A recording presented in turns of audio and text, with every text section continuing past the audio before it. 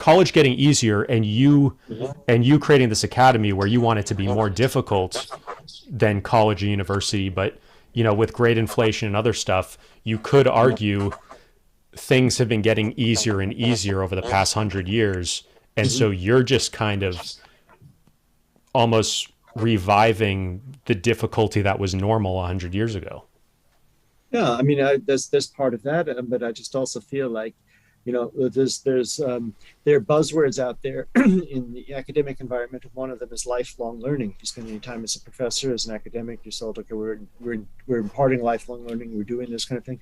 But where do you actually see that? How's that Right. manifested? What do people do? If you do any searches for that, it usually means sort of, okay, retraining to be an airline, repair airplanes when you had some other sort of job, or Yeah. it doesn't relate to true lifelong learning.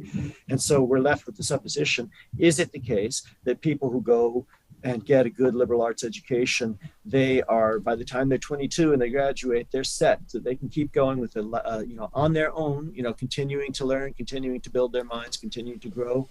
I don't know. I don't know. Most of the people whom I know, even if they've been to good schools, aren't, don't have their own program of learning, their own continuous program of engagement. So in that sense, I guess it would seem like the whole liberal arts, um, if that's what's supposed to be happening, that's not happening. So that's a failure. But you might say, well, is that really what's supposed to be happening? Going back to Mortimer Adler, the author of How to Read a Book and the things here, the compiler of this here, it is literally supposed to be lifelong education. You can't expect it.